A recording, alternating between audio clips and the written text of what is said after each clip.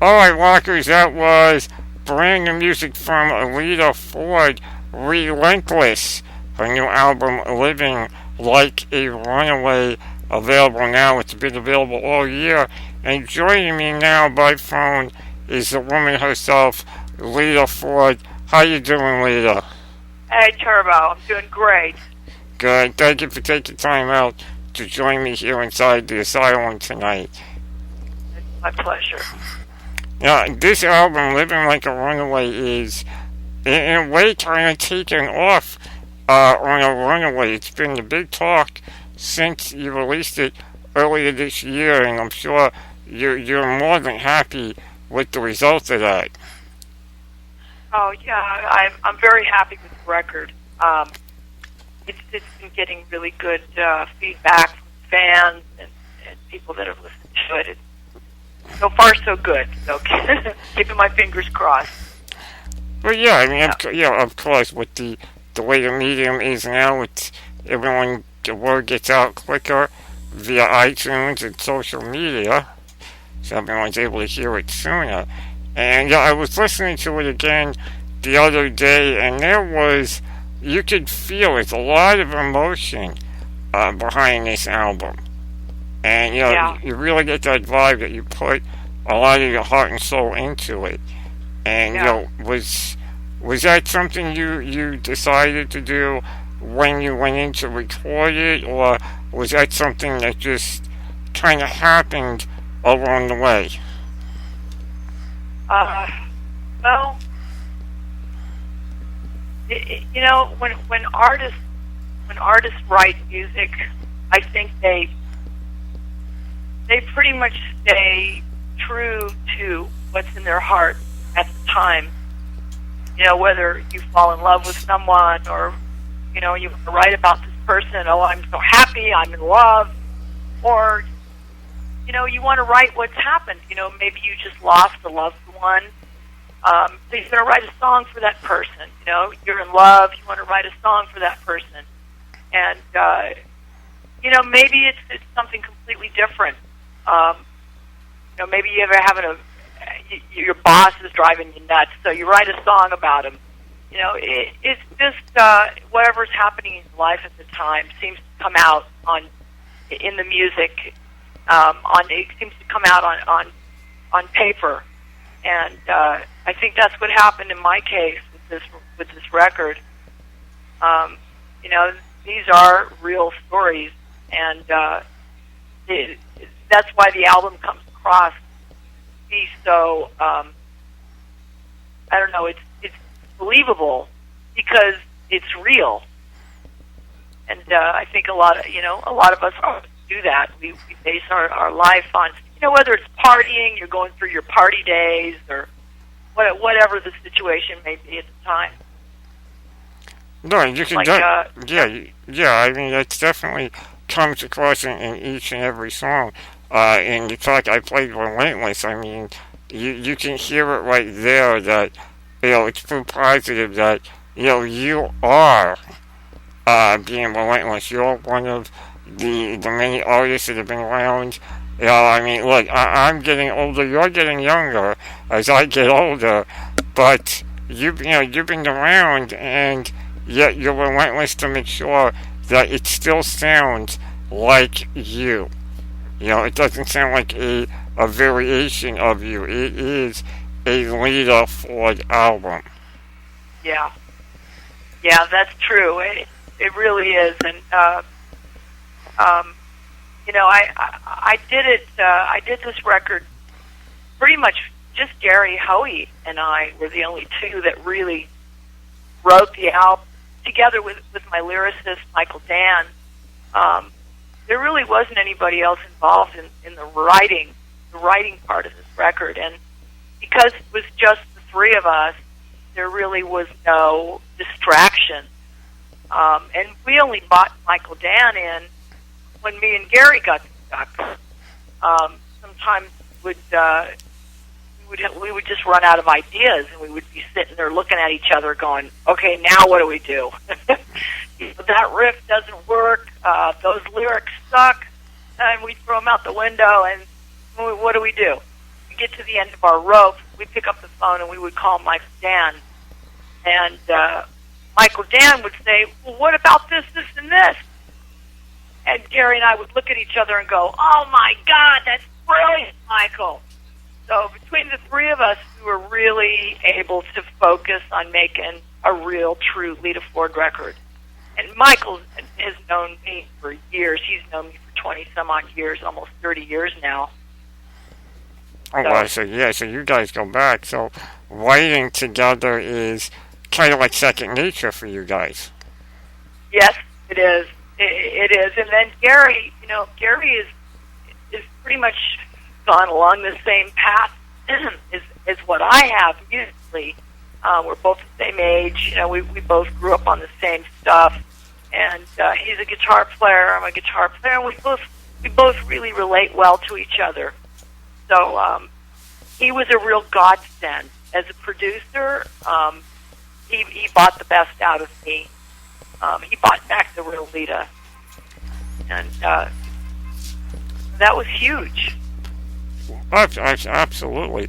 I mean, you can definitely, as I say, hear it on the album "Living Like a Runaway."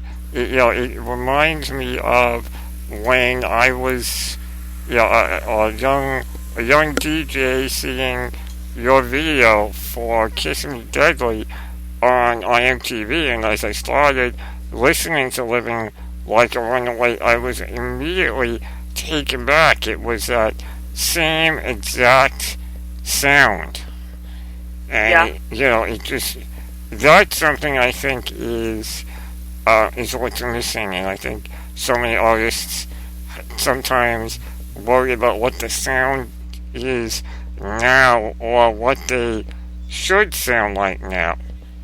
And you did it great in that you stayed true to you and to what your fans would expect from you. I don't listen too much outside music. I try and stay with true to me, true to myself as an artist, and I don't try and copy outside artists. Whatever the flavor of the month is, I really couldn't tell you. Neither could I. But that, unfortunately, like you said, it's flavor of the month. It's forgotten about in a month. Yeah. Whereas with your album and with your sound, it lasts. Yeah.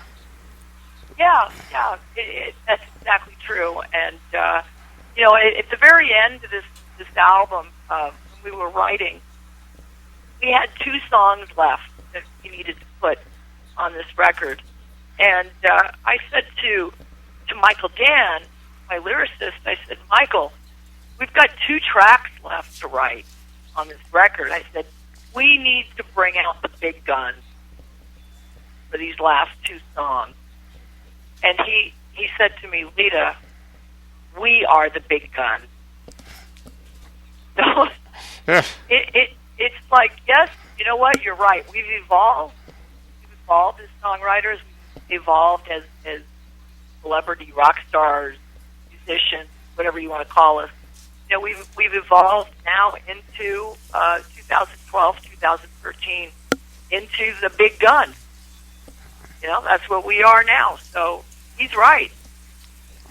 Yeah, he's 100% right. And one thing I wonder is it different when you guys write together now from when you first did? I mean, you said that you guys have known each other for so long and written together for so long. Has the writing process remained the same over the years, and is that why it's worked so well and grown so well over the years, or has there been changes that made it better over the years? Well, I think knowing each other has helped. He knows what I like. He knows what I don't like. And him and I have a relationship where I can just pick up the phone and say, Michael, give me the lyrics to this. Like Black, for instance, the album Black. We wrote that together, and I picked up the phone and I said, Michael, I want a song called Black. And he said, okay, what is black? And I said to him, black is an attitude. It's not color. It's, what is it? So the whole song goes on. Is it your soul, your whole, or the shape you're in? Black.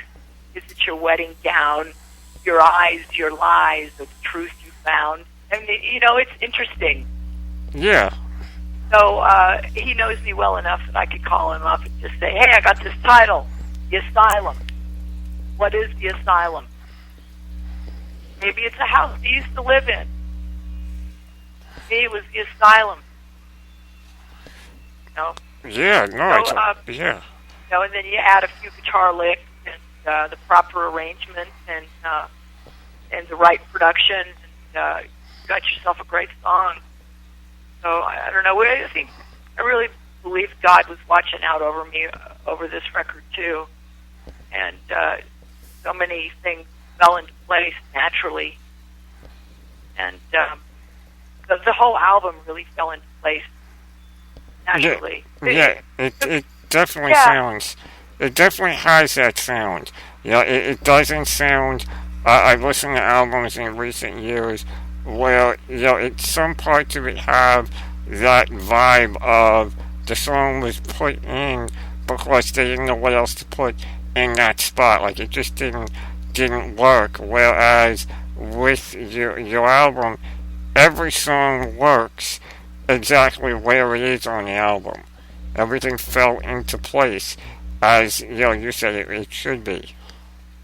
Yeah, it's true. It's really true. But this album, I think, because every song on this record is really good.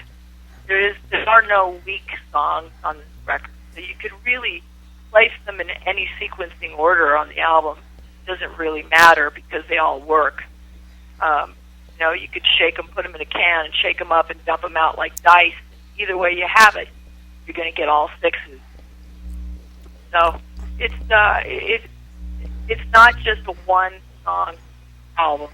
It's something that people need to listen to in its entirety, and even better if they were able to buy the album, have it, and hold it, because it's such a beautiful piece of artwork as well. Have you seen the artwork on this Turbo, or have you just heard the CD? I have the download of it, so the artwork I have is basically the size of whatever you put on the screen. But I mean, the cover is, it is you. It does give that vibe of, living like a runaway, because it's you with the guitar looking off to the side, and it's, it definitely says what the name of the album is. I can't speak for the liner notes. I don't have a physical copy, which is shame on me. I always say I prefer physical over downloads, but at the time I wasn't able to get out, so I just said, let me download your album so I have it, can listen to it, and can check it out. But normally I am one, like you just said, to go out and get a physical copy because it's all about the entire package. It really is. Yeah, it really is. You get your lyrics, and you get photographs and beautiful drawings, signs, pictures. It's a beautiful package. The record company really did do a nice job on the packaging, and the vinyl is ridiculous. I don't collect tape personally. I don't collect vinyl, but this one I looked at it and thought that's something I would want to have. Really? I'm gonna have to track that down on vinyl somewhere. Oh, it's hot. It's hot. It's candy apple red. Nice. It's really just beautiful. Beautiful packaging. That's awesome. Hey, vinyl is making a comeback. Everyone's saying, "Oh, digital." Vinyl's making an argument for itself. Yeah. So Yeah. yeah, you never know. And Yeah. there were two songs I wanted to ask you about on the album as I listened to it. One, what is a song to slit your wrist by? And Yep. I gotta say, I got it. I listened to it. I listened to the lyrics, and I totally get what it's about. And I was wondering, in this politically correct, oversensitive world that we're living in nowadays, did you get any hesitation from the label or from any audience people, that bought the album, questioning the title of the track even after they heard it? No, it's funny. I think some people are afraid of that track because of the title, and those people that are afraid of it, they don't mention it. They don't bring it up at all. But it says in the artwork, it says not to be tried at home. Do not attempt this at home or anywhere else for that matter. So it was a title that a lot of people said to me, Lita, you're crazy for putting this on the record. This nasty title. And I thought, you know what? If the shoe fits, wear it. And the shoe definitely fit with that song.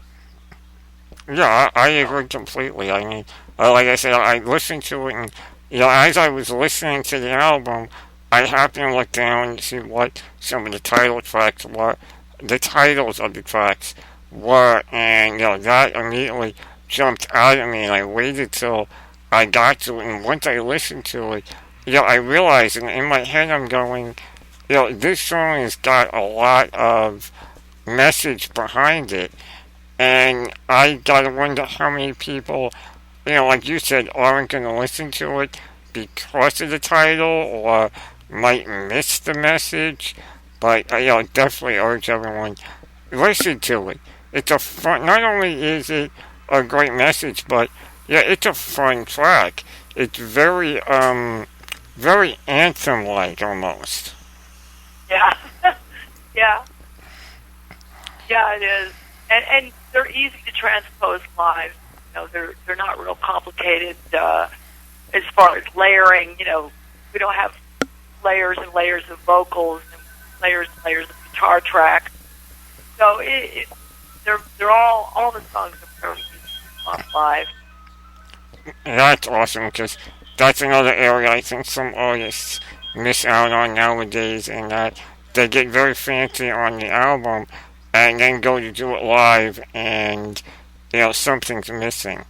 And I'm sure and I know you went out on tour with Poison and Def Leppard, and I know you definitely. I did not get to see that tour, but I've heard from many people that did, and they all say everything from you was spot on and exactly what they expect and know of you. So, Awesome. Definitely. Awesome. Well, we were real blessed with that tour. It was a great tour. I've heard nothing but good things about that when I actually feel bad that I missed out on it. When the way tours are now, you gotta kind of get your tickets for them as they're announced, and sometimes you miss out on the good ones. And I think I definitely missed out on that one. And I'm interested in hearing some of the stuff from the new album live. I'm sure they are better live, than on the album. Well, hopefully we'll be coming through your area soon and playing some shows. Where are you exactly? Where are you? I'm in New York. Oh, okay. Yeah, we'll definitely be coming to New York. Awesome. Yeah, there's a lot of We'll great. have to get you at one of the shows. Absolutely, it would be an honor to be there, definitely for sure. And the other song I wanted to talk to you about for the album, I don't want to be one of those people that pressures you on tour dates because I know you were out all summer on tour, and I'm sure you want to take time to kick back and relax a little bit before you get back out. The other song I wanted to bring up that you're actually in the middle of doing a video for, and that is Mother. Yes. Yes, and I can't wait for it to be finished. Tomorrow. It's not a regular rock video. It's more of it's more like a movie clip, and it's very cinematic. And it was shot by Victory Tischler Blue, who was the Runaways bassist. Awesome. And Vicky brought in some of the crew that worked on Batman movie, and they're very cinematic, and it has a feel to it of that it's like you're watching a major motion film. Tomorrow we're going to go in and they do this treatment on the film where you wouldn't normally do it in a rock video. Mm-hmm. But it's like mastering an album. We're going to go in and master the film, and it makes the colors pop and brings out the light, the dark spots, the light spots, and it just gives the film a beautiful overall look. And we do that tomorrow, and then hopefully the video will be finished. So we're just about ready to launch that sucker. I can't wait. That'll be awesome.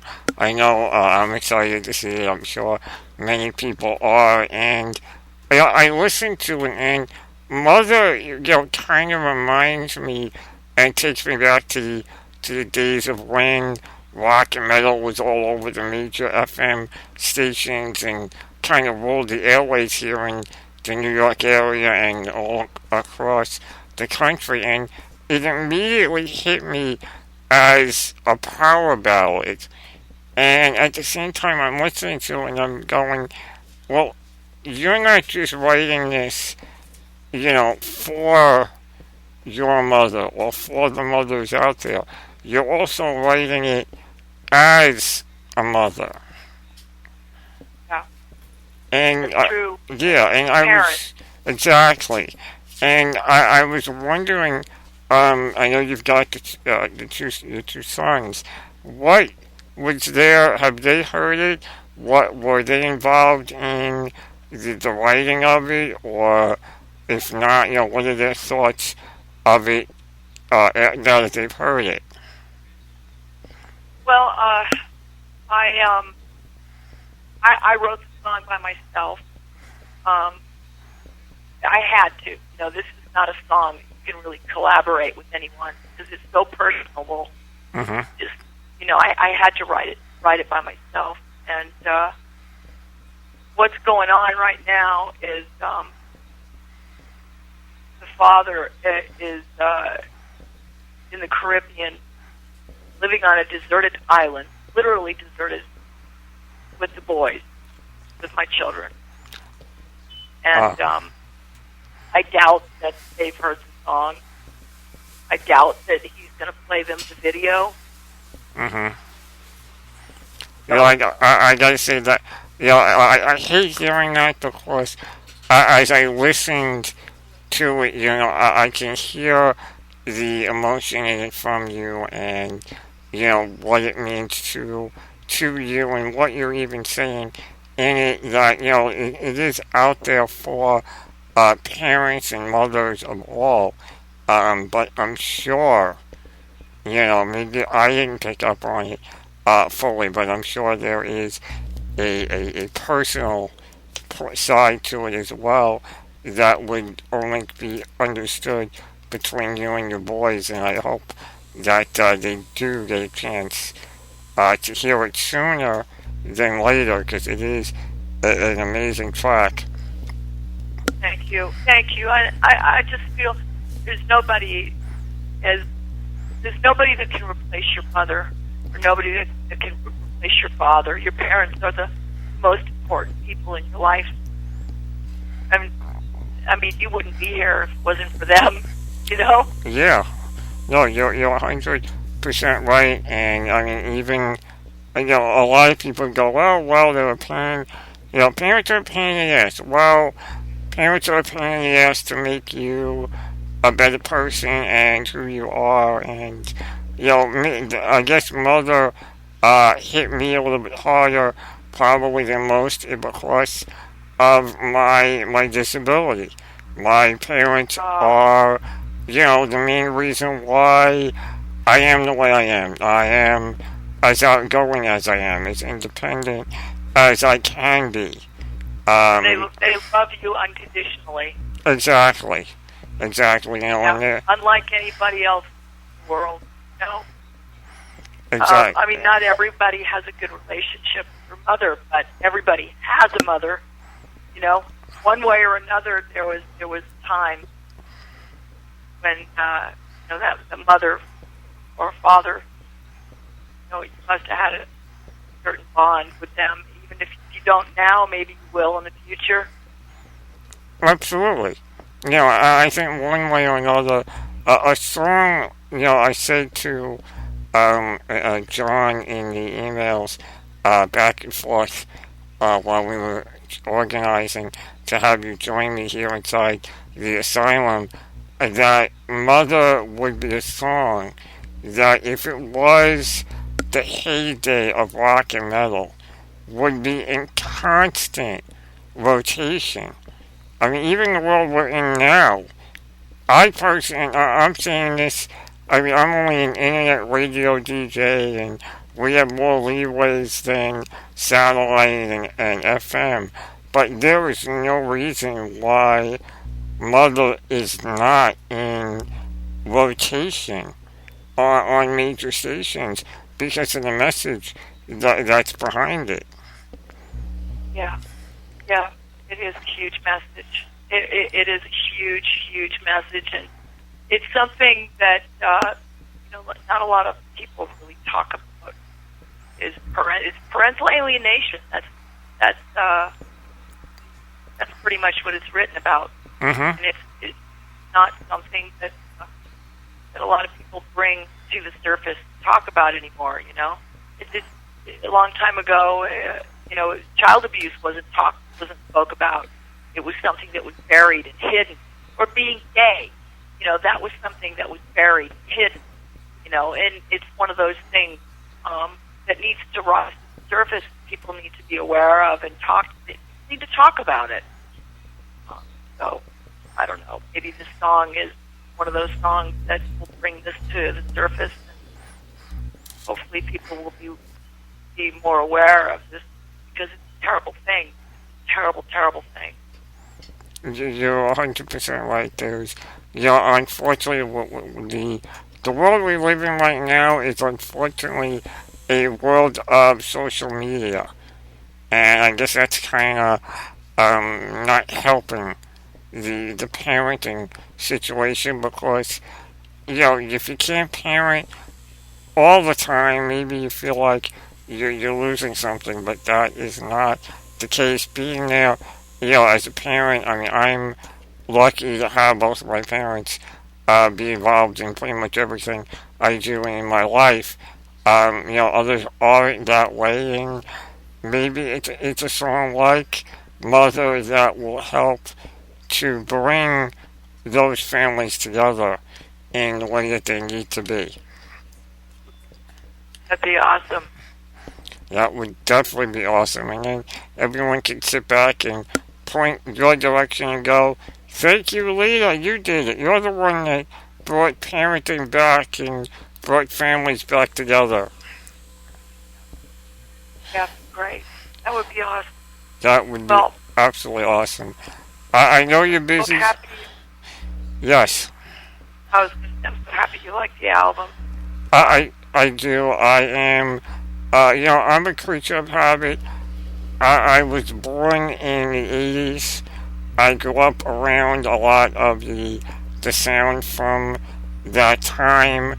I stay up to date on the newer stuff, but I always find solace in hearing one of the artists that I grew up with putting out a new album and sounding like the artist I grew up with.